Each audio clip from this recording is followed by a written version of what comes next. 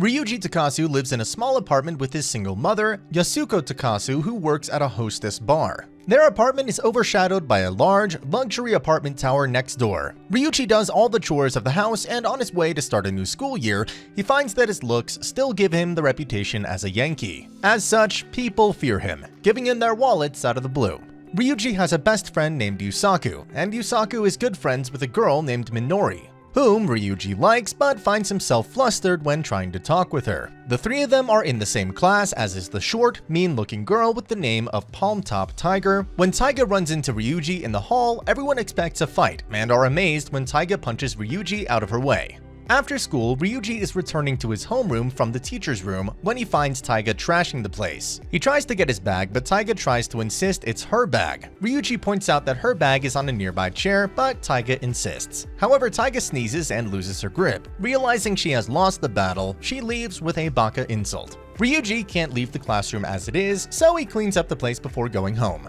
At home, Ryuji discovers a love letter from Taiga to Yusaku, thereby explaining why Taiga was so keen to get his bag, having placed the love letter in the wrong bag. He's tempted to read the letter, but doesn't because there's no letter in the envelope. About 2 in the morning, Ryuji is awakened by a noise in the apartment. Since his mother won't be home from her job yet, he decides to check it out and finds the balcony sliding glass door open. Taiga is in a nightgown and armed with a wooden sword. After dodging, getting hit for a bit, and damaging a door, Taiga is going for a finishing blow until Ryuji says that the envelope was empty, after which she collapses. Ryuji ends up feeding Taiga, who is apparently very hungry. Ryuji is amazed by this and starts to ask about Taiga's parents feeding her, but then remembers that everyone's home situation is different. To try to make peace with Taiga, he shows her a box full of things he's done for the girl he loves, including poems, MDs of songs he's made, etc. However, one of the artifacts has the name of the girl Ryuji likes, Minori. Since Ryuji likes Taiga's best friend and Taiga likes Ryuji's best friend, it would seem an alliance is in order. So, Ryuji agrees to listen to whatever Taiga has to say, just not at the moment. This satisfies Taiga, who heads home unworried about her safety because of the sword she carries. Making breakfast later that morning, Ryuji gets a screaming phone call from Taiga and he hangs up right away. She immediately calls back, not happy with being hung up on, but instructs Ryuji to go out to his veranda. He does so and is stunned to see Taiga in the new apartment building in a window just across from his apartment. Taiga threatens Ryuji but agrees to give him 10 minutes to finish cooking breakfast. Since she's hungry, he's bringing her some food too. Entering her unlocked apartment, he finds the stench pretty bad, despite this being a luxury apartment. It is scarcely filled with furniture, but there's a lot of garbage and a sink full of nastiness. Ryuji finds her sleeping, so decides to clean up the place. Taiga wakes back up and is amazed to see her apartment clean and breakfast on the small table, and that Ryuji is the cause of it all. She sits down and starts to eat without the traditional itadakimasu that's said before eating. Rather than give Ryuji complete satisfaction, she decides to give thanks to the rice god and manufacturers for the meal. Because of Ryuji's promise to help her, Taiga has started developing a habit to come over to his house for breakfast and is having him make her lunches, because of her failed expertise to cook. They run into Minori on her way to school, and when Minori starts to misunderstand from seeing the two of them together, Taiga claims that they only met by coincidence. This leads Ryuji to realize that in order to succeed with Minori, he'll first have to get Taiga and Kitamaru together.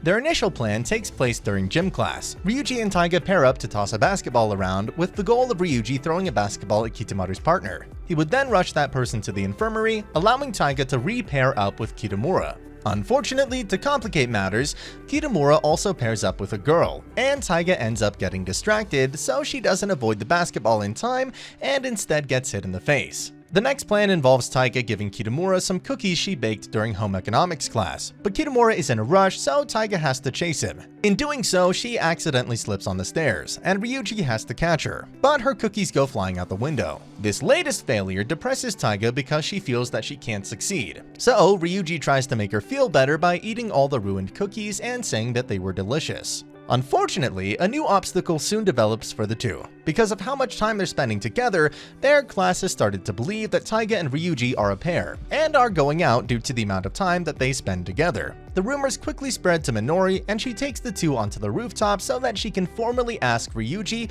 to take care of Taiga. To make matters worse, Kitamura is there as well, and he also misunderstands.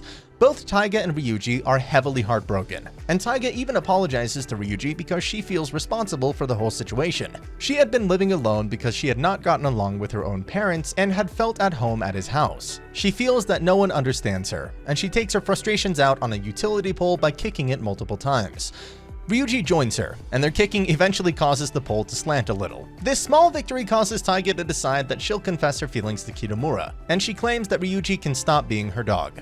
Along those lines, she declares that, starting tomorrow, the two of them will just be classmates who live next door to each other, and she then bids Ryuji farewell, leaving behind her lunchbox. The next day, Taiga doesn't come over for breakfast, and Ryuji sees her at school. She doesn't speak with him. What Taiga does do, though, is raise a huge commotion in the class so that everyone knows that she and Ryuji aren't a couple, and even Minori apologizes to Ryuji for her misunderstanding. Taiga then calls Kitamaru outside so that she can confess to him, and Ryuji just so happens to overhear it all because he's in the stairwell. Before she can say that she likes him, Kitamura first asks if Taiga is going out with Ryuji. Taiga responds by denying that she likes Ryuji, but she also admits that she doesn't hate him either, and she notes how he made her delicious fried rice, cheered her up, and stayed with her. It was because Ryuji was with her that she is able to finally confess her feelings to Kitamura now. Kitamura, however, misinterprets her confession to mean that she wants to be friends, and that leaves her in shocked silence. After Kitamura is gone, Ryuji reveals himself and asks Taiga what she's going to do. She's ready to go home, so Ryuji offers to make her dinner, but Taiga claims not to want his help anymore. Ryuji, however, feels he can't leave her alone and decides that he's not a dog, he's a dragon. Since old times, dragons have ranked up with tigers, so he'll continue to be by her side as a dragon. All this, including the fact that Ryuji called her by her given name instead of by her family name, shocks Taiga, and the only way she can think of responding is by kicking him. She returns to her normal bossy self and starts ordering him around again, but she's secretly happy and satisfied that he called her Taiga. And that's the end of the video. As always, if you liked what you saw, subscribe to the channel. I'll be uploading a lot of videos just like this, so I'll see you in the next one.